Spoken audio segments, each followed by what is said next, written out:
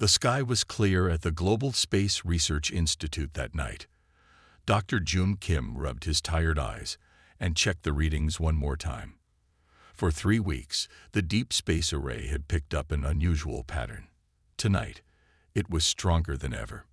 "Hannah, come look at this," he called to his colleague. Dr. Hannah Park put down her coffee and walked over. Her neat lab coat contrasted with Jun's rumpled shirt and messy hair. They had been friends since college, but their styles were complete opposites. "The pattern is repeating again," Jun said, pointing at the screen. "Look at these peaks. They're not random." Hannah leaned closer. "You're right. This isn't natural. Someone, or something, is sending this." The signal was coming from near the Sirius star system, about 8.6 light-years away. No natural object could make such a regular pattern. "I think we just found proof we're not alone," Jun said quietly. Within 24 hours, the institute was overrun with government officials, military personnel, and scientists from around the world. The news hadn't gone public yet, but rumors were already spreading online. In the main conference room, Jun and Hannah presented their findings to a group of serious-faced people. "The signal repeats exactly every 67 minutes, Hannah explained. "It contains data, a lot of data. We're working on decoding it now." "How long will that take?" asked a stern-looking woman from the Global Security Council. "Hard to say," Jun replied. "Could be days, could be months." It took 3 days. Jun burst into Hannah's office, his face pale. "We did it. We decoded the first part of the message." "What does it say?" Hannah asked, standing up quickly. "Stay within your boundaries." Jun's voice was barely above a whisper. "It's a warning, Hannah." The institute became the center of a global storm. World leaders argued about what to do. Was this a real threat? A misunderstanding? Some thought it might even be a prank or a mistake in the translation. At an emergency meeting of the Global Space Council, opinions were split. "We can't allow an unknown entity to limit human progress," said Defense Minister Tay, pounding his fist on the table. "We've just developed quantum displacement technology. We're finally ready to reach the stars." Jun shook his head. "We know nothing about them. They could be millions of years ahead of us. We should be cautious." "Dr. Kim, with all due respect," said Council President Yun, "one vague message is not enough reason to halt humanity's greatest achievement. The Prometheus mission will continue as planned." Hannah spoke up. "The message wasn't vague. It was a clear warning. We should at least try to communicate before we ignore it." But the decision had already been made. The first human colony ship, Prometheus, would launch in 6 months as planned. That night, Jun and Hannah sat on the roof of the institute, looking up at the stars. "They don't understand what's at stake," Jun said. "We've dreamed of finding alien life for so long, but we never really prepared for how to handle it." Hannah nodded. "I'm worried, Jun. What if this is just the beginning?" "Keep working on the rest of the message," he said. "There has to be more than just that warning." The next day, as they continued their work, a second transmission arrived. It was stronger and more complex than the first. The alien entity now had a name, the Collective, and they had a lot more to say about humanity's plans for the stars. As Jun decoded the new message, a chill ran down his spine. These weren't just warnings anymore. They were promises. 5 years passed. The warnings from the Collective kept coming, growing more urgent with each message. Dr. Jun Kim's office walls were covered with printouts of the alien signals. Dark circles hung under his eyes as he studied the latest transmission. "They're getting angry," he said to Hannah, who sat across from him. "Look at the energy signature. It's 3 times stronger than last month's message." Hannah nodded. "They're using more power to make sure we hear them." The newest message was clear. "Your quantum displacement technology violates galactic travel protocols. Cease development immediately." But humanity had not listened to the first warnings. The Prometheus had already left for Proxima Centauri 1 year ago, carrying 200 colonists. 2 more ships were being built. Captain Daly walked into the office without knocking. As the military advisor to the Global Space Council, he rarely had time for pleasantries. His uniform was crisp, his face stern. "The Council wants your report on the latest transmission," he said. Jun handed him the paper. "The collective is specifically mentioning our quantum drive now. They know exactly what we're doing." Day scanned the report with a frown. "So what? We've heard nothing but threats for 5 years, but they've done nothing. Empty words." "We don't know what they're capable of," Hannah argued. "We should at least try to communicate with them, understand their concerns." "We did try," Day said. "They only send warnings, never answers. The Council believes they're bluffing, trying to keep us from becoming a space-faring civilization."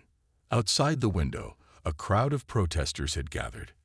Half carried signs supporting space exploration. The other half wanted to stop all missions until the alien situation was understood. The world was divided. "What about the Prometheus?" June asked. "Still no contact problems." Day's face tightened slightly. "Some communication delays, but that's normal at that distance." Hannah noticed his hesitation. "What aren't you telling us, Captain?" Day sighed. "We lost contact for 10 hours yesterday. It came back, but the messages were strange." "Strange how?" June demanded. "Fragmented, out of order, probably just equipment failure." Day straightened his uniform.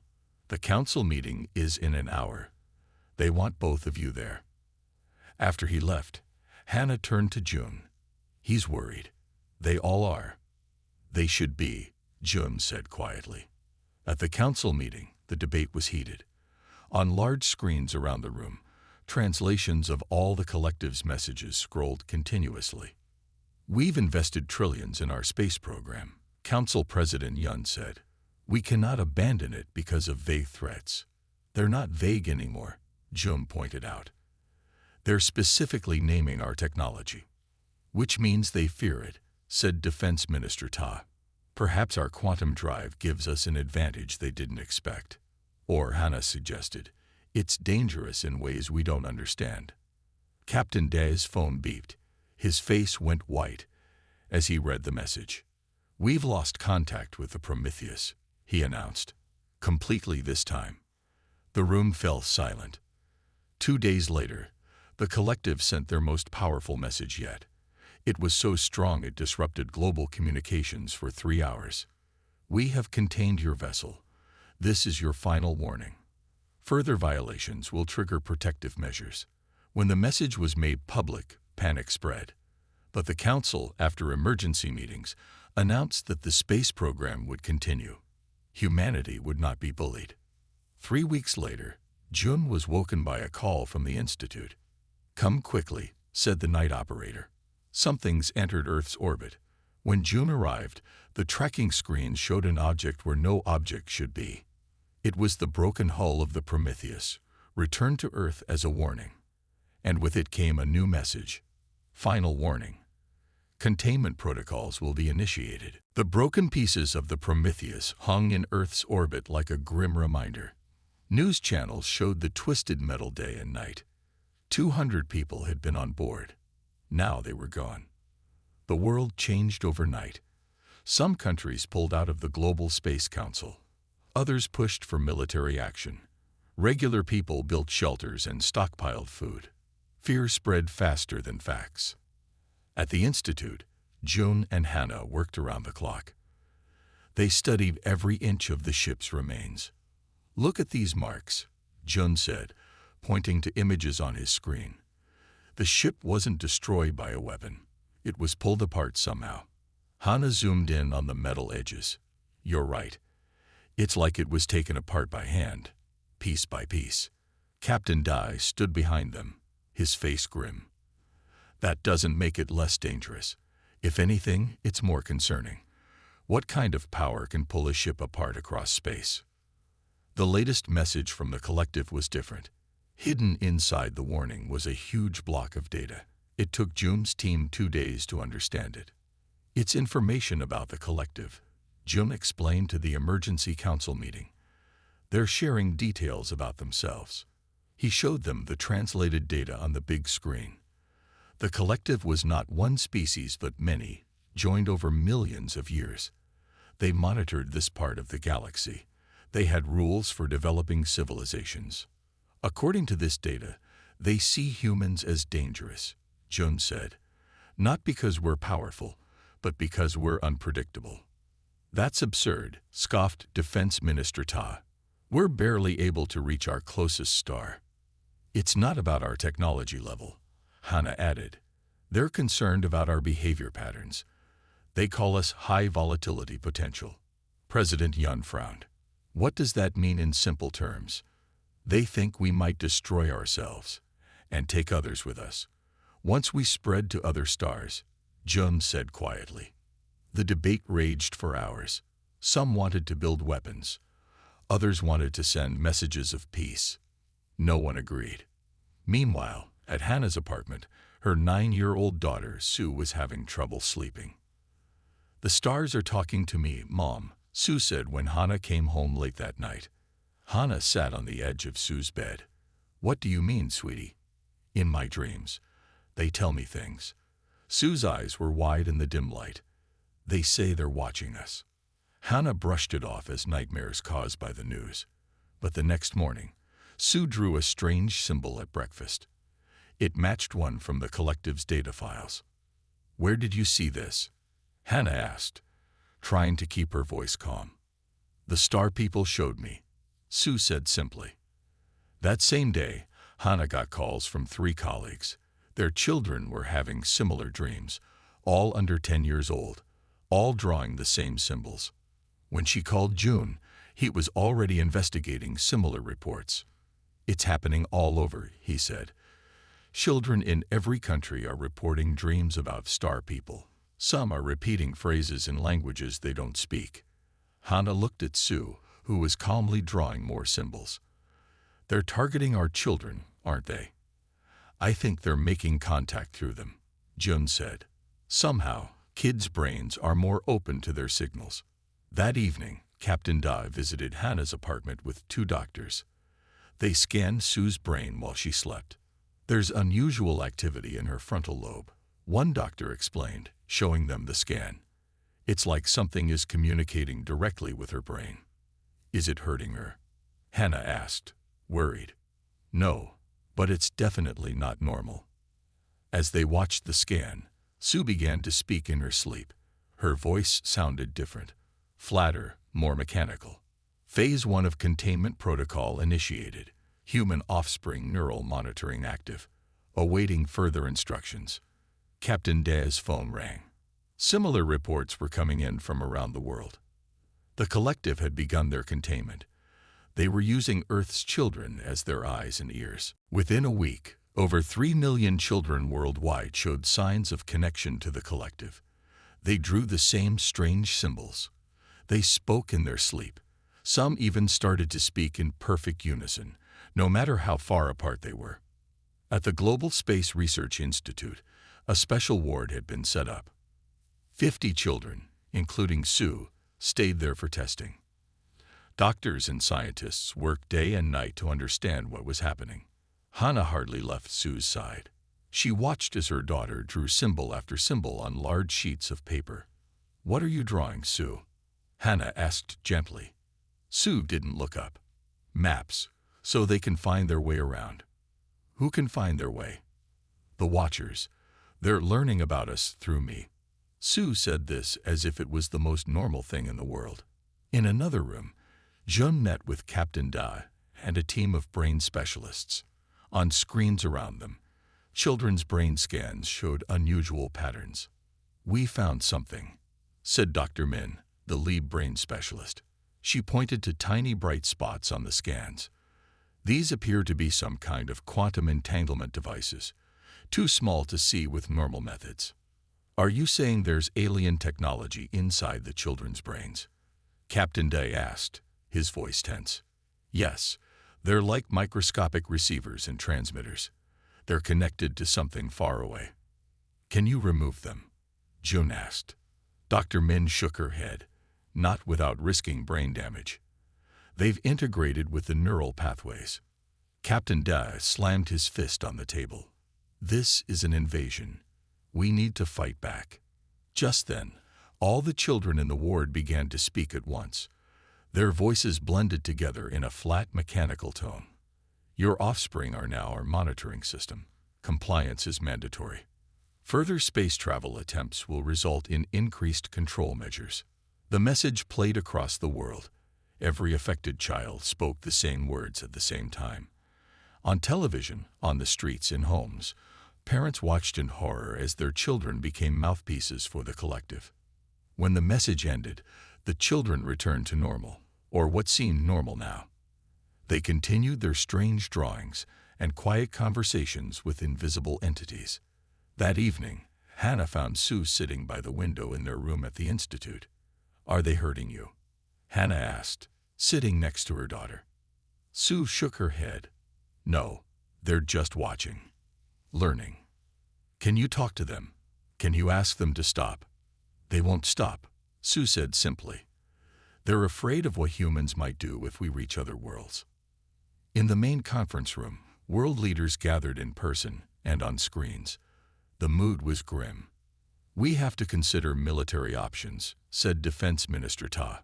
"Some kind of signal jammer to block their connection to our children. And risk what happens if we cut that connection." President Yun asked. "We don't know what that might do to the children." Captain Dai stood up. "I've put together a special team. Scientists, military experts, engineers. We're calling it the Defensive Initiative.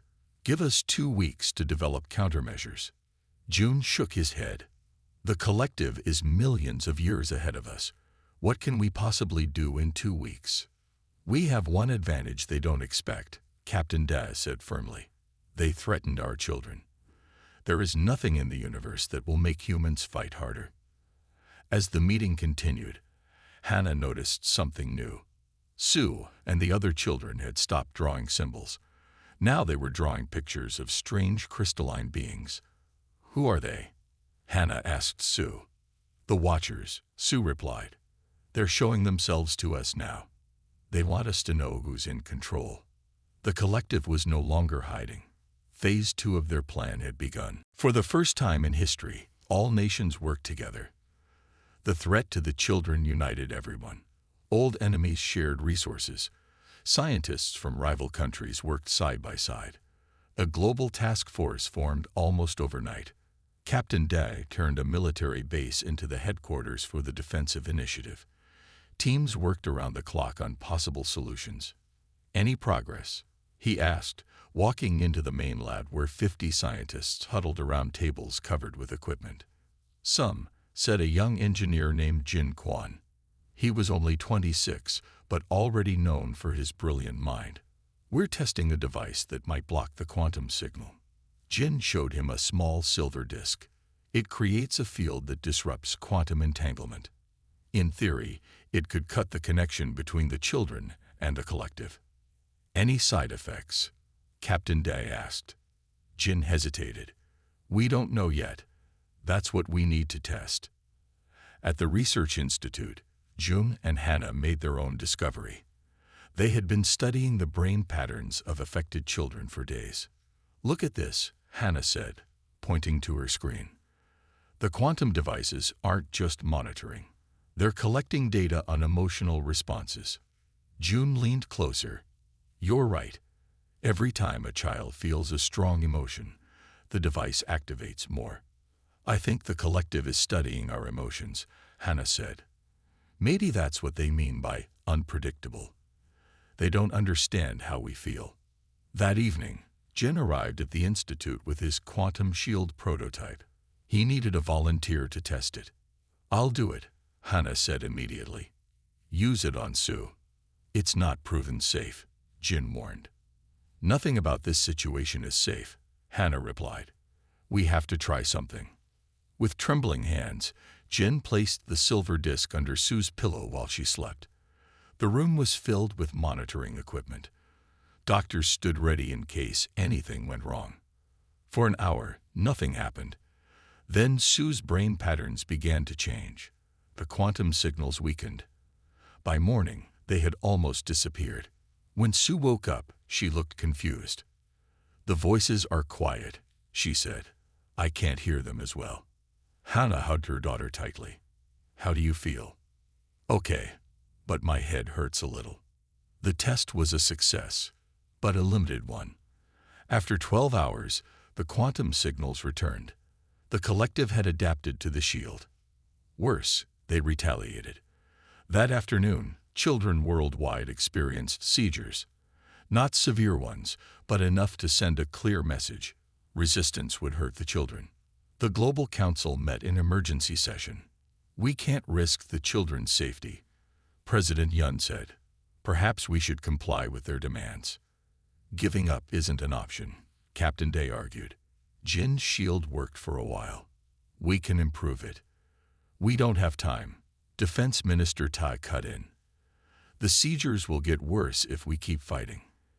As the debate continued, Jin worked frantically in his lab. He had noticed something important during the test. When Sue dreamed, the quantum signals became confused. He called June and Hannah to explain his theory. "The collective can monitor thoughts and basic emotions," Jin said, "but they struggle with dreams and imagination. Those are too complex and random." "So what are you suggesting?" June asked. "I think we can overload their system," Jin replied.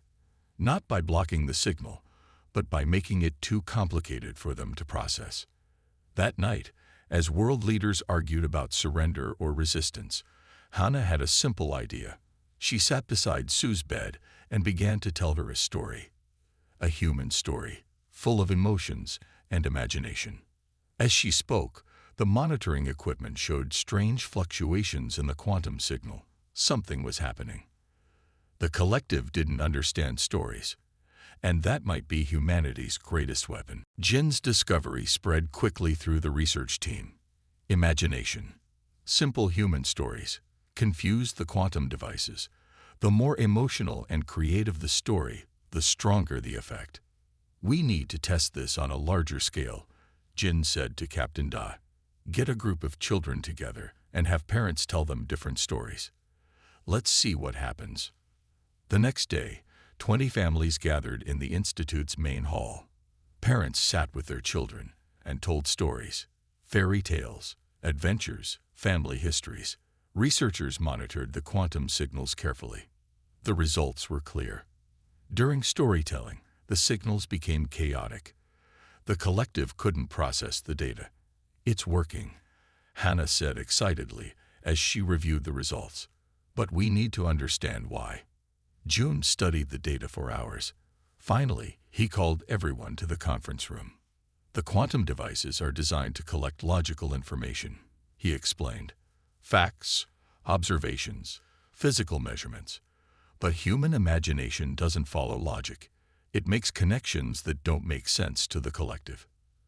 So bedtime stories are our weapon against advanced aliens?" Captain Day asked, sounding skeptical. "Not exactly," Jin replied. "But they give us a window of opportunity. When the signals are disrupted, my shield works better. If we combine both approaches, we might create safe zones where the collective's influence is blocked." Outside the Institute, tensions were rising. Parents around the world had organized protests. They demanded an end to any military action that might harm their children. Signs read "Peace for our kids" and "No war with the stars." Inside the Research Institute, scientists worked around the clock. Jin improved his shield design based on the new information. Now it could block the signal for almost a day before the collective adapted. Meanwhile, Hannah made another important discovery while talking to Sue. "Mom, they don't understand why we care about each other," Sue said one evening. "They keep asking why humans protect their young even when it's not logical." Hannah felt a chill. "What do you mean?" "They think it's strange that you still love me even though I'm helping them watch you." This gave Hannah an idea. She rushed to find June and Jin. "The collective doesn't just fail to understand our imagination. They don't understand human emotions at all," she explained, "especially love and self-sacrifice." "How does that help us?" Jin asked. The quantum devices try to map emotional responses, but they can't make sense of complex emotions, Hannah said. If we overwhelm the system with the emotions they understand least, we might break their hold completely. That night, they tried a new experiment. Instead of just telling stories, parents shared their deepest feelings with their children. They talked about their hopes, fears, and dreams. They expressed their unconditional love. The quantum signals went haywire. For a brief moment, some children reported the voices in their heads went completely silent. The collective responded immediately. A new message came through the children. Cease data corruption attempts. Compliance is mandatory. But humanity had found its path forward. Jin's team worked to build enough shields for major population centers. Scientists studied which emotions and stories caused the most disruption to the quantum network. Parents worldwide were given simple instructions. Tell your children stories, share your feelings, emphasize the emotional connections that make us human. For the first time since the crisis began, people felt hope. The collective might have advanced technology, but humans had something the aliens couldn't understand or replicate. As Hannah tucked Sue into bed that night, she asked, "Are they still there? In your head?"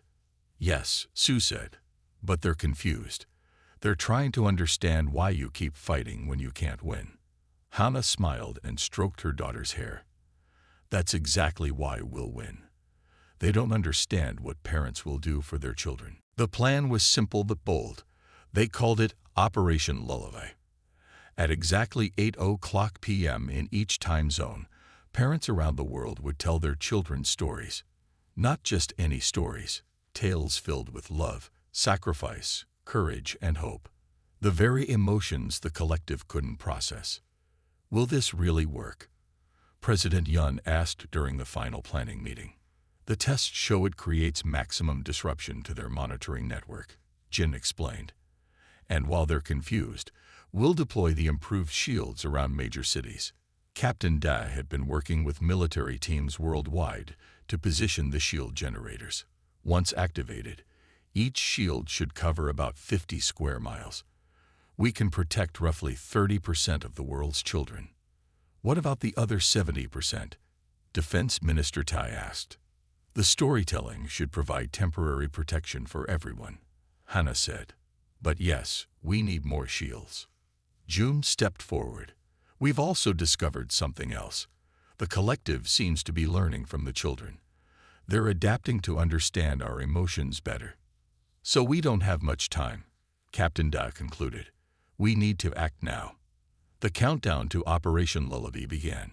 News channels worldwide shared the instructions.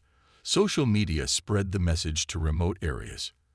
Parents prepared their most meaningful stories. At the Institute, Hannah sat with Sue. Are they saying anything about our plan? Sue nodded. They know something is happening. They're watching more closely now. Are you scared? A little, Sue admitted. But I know you'll protect me. This simple trust brought tears to Hannah's eyes. This was what the collective couldn't understand, the bond between parent and child. At 7:55 p.m., Hannah began her story. Around the world, millions of other parents did the same. Once there was a little star who lived all alone at the edge of the galaxy. As parents shared their stories, the monitoring station showed immediate results. The quantum signals became erratic, then chaotic. In some areas, they disappeared entirely for brief moments. In the command center, Jin watched the global map. It's working. The disruption is spreading across all time zones. Captain Da gave the order. Deploy the shields now. Teams around the world activated Jin's devices. Huge domes of invisible energy formed over cities and towns. Within these areas, children reported the voices in their heads growing fainter. The collective responded quickly. Children outside the shielded zones began having more seizures. Some spoke with the flat, mechanical voice. Resistance is damaging the monitoring system. Cease immediately. But parents kept telling their stories, refusing to give in to fear. By midnight, something unexpected happened. Sue and other children in the institute sat up suddenly, their eyes wide. "They're coming," Sue whispered. "Who?" Hannah asked. "The collective. They want to talk directly. They say we forced them to change their approach." June rushed to report this to Captain Da. "The collective is initiating direct contact. This wasn't part of our plan." "Maybe it's better than their original plan," Captain Da said. "At least now we can talk to them, face to face." Within hours, reports came in from around the world. Strange crystalline structures had appeared in the skies above major cities. They hovered silently, glowing with soft blue light. In the main hall of the Institute, scientists and officials gathered nervously. A beam of light suddenly appeared in the center of the room. It slowly took shape, forming a tall crystalline being that sparkled like a diamond. "We are the collective," it said in a voice that seemed to come from everywhere at once. "You have disrupted our containment protocol. This has never happened before." For the first time, humanity was face to face with the beings who had threatened their children. And now, they would finally learn why. The crystalline being stood 12 feet tall. Light moved through its body in patterns like flowing water. Everyone in the room was frozen in awe and fear. Captain Dai stepped forward first. "Why did you target our children?"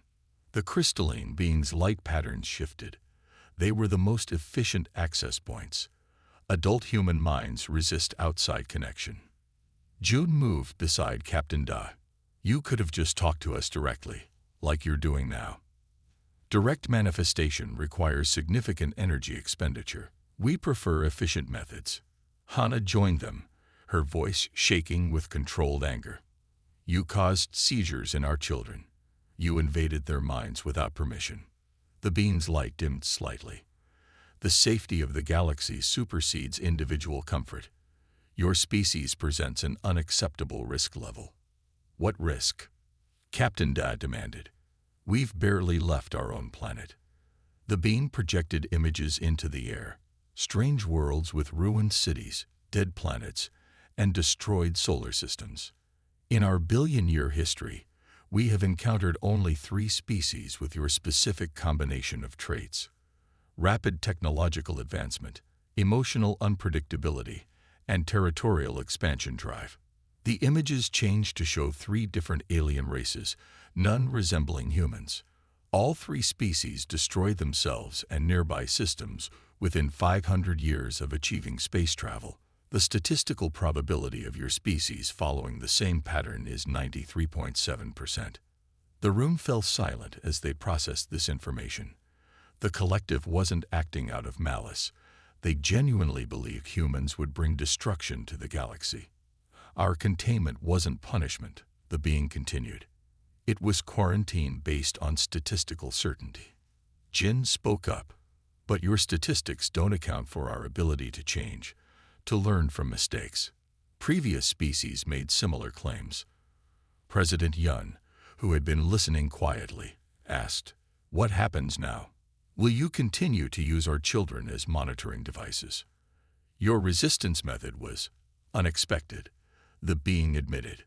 "The quantum network is still experiencing disruption. We must reassess our approach." Outside the Institute, thousands of people had gathered. News of the crystalline visitors had spread worldwide. Some came in fear, others in hope, all wanting to see the beings who had threatened their children. Inside, Sue and several other children entered the hall. They walked directly toward the crystalline being without fear. "They want to understand us better," Sue said to the adults. "The stories confused them. They've never encountered anything like them." The crystalline being's lights pulsed rapidly when the children approached. "These young ones have shared your emotional patterns with us. They are complex beyond our predictions." "That's what you don't understand about humans," Hannah said. "We're not just statistics and probabilities. We're unpredictable because we can choose to be better than our worst tendencies." The being seemed to consider this. The other species made similar arguments. Then they destroyed themselves anyway. "Then watch us," Captain Da challenged. "But not through our children. Meet with us directly. Learn who we really are. And most importantly," June added, "give us a chance to prove we can be different." The crystalline being's light patterns swirled for a long moment. Finally, it spoke. The collective must discuss this option. It is unprecedented. With that, the being dissolved back into light and vanished. The crystalline structures in the skies remained, watching silently. Later that night, as government officials debated what to do next, Sue came to Hannah with news. "Mom, the voices are changing," she said. "They're asking different questions now." "What kind of questions?" "They want to know about our stories, why we tell them, how they make us feel." Sue smiled. "I think they're trying to understand." For the first time since the crisis began, Hannah felt real hope. The collective was listening. Now humanity needed to find the right words to say. 3 days passed. The crystalline ships remained in Earth's skies, silent and watching. Children reported the voices in their heads were quieter, asking questions instead of giving orders. World leaders chose 4 people to represent humanity in the final negotiation. Dr. Jum Kim, Dr. Hannah Park, Captain Daly, and Jin Kwan. They gathered in a special room built just for this meeting. At exactly noon, the crystalline being appeared again. "The collective has reached a decision," it announced. "Your species presents a unique case. We will allow you to argue for a revised assessment." "Thank you," Jun said. "We don't deny humanity's capacity for destruction. Our history is full of wars and mistakes. But that's not our whole story." Hannah stepped forward. "You've been in our children's minds. You've seen our love for them. That same care can extend beyond our families, beyond our planet." The being's lights flickered. "Emotional bonds are not unique to humans. The other species we contained also protected their young, yet still brought destruction." "But did they tell stories?" Jin asked. "Did they create art and music? Did they imagine better futures and work to build them?" "Those activities serve no survival purpose," the being stated. "That's where you're wrong," Captain Daz said firmly. "They help us see beyond ourselves. They help us change." The being seemed unconvinced. "Statistical models indicate." "We're more than statistics," Hannah interrupted. "Your models can't measure hope or courage or the desire to be better than we are." Just then, Sue entered the room with several other children. They hadn't been invited, but no one stopped them. "We want to speak too," Sue said. "We understand the collective better than anyone." The crystalline being's lights pulsed rapidly when it saw the children. "You are the monitoring subjects." "We were," Sue said simply. "Now we're the bridge." She stepped closer to the being, showing no fear. "You've been in our minds, but you still don't understand us. You judge species by their worst potential. We survive by believing in our best." The room fell silent. Even the adults were surprised by her words. "Your statement contradicts observed patterns," the being said, but its tone seemed less certain. "Then observe new patterns," Sue replied. "The children you connected with, we can be your ambassadors instead of your monitors. We can help you understand humans, and humans understand you." For a long moment, the crystalline being's lights swirled in complex patterns. Finally, it spoke. "This approach is unprecedented. The collective must adapt its assessment protocols." Light flowed from the being, surrounding Sue and the other children. But this time, it didn't seem to control them. It communicated with them. When the light faded, Sue smiled. "They're offering us a deal. They'll remove the control devices from our minds, but leave a connection, a way to talk to each other. We'll be ambassadors between humans and the collective."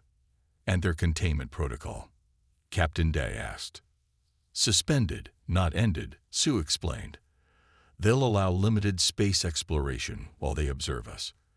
If we prove ourselves peaceful, they'll fully welcome us into the galactic community." It wasn't a complete victory, but it was a chance, more than any other species had received from the collective. 1 year later, the first interspecies school opened. Children who had been connected to the collective learned about alien cultures while teaching aliens about humanity. Crystalline beings worked alongside human scientists to develop safe space travel technology. Every night, Hannah still read bedtime stories to Sue, even though she was growing older. The stories were recorded and shared with the collective as part of their ongoing education about humans. "Do you think they'll ever truly understand us?" Sue asked one night. Hannah smiled. "I don't know, but they're trying. And we're trying to understand them." "That's a good start." Outside their window, stars filled the night sky, no longer a boundary, but a future filled with possibilities.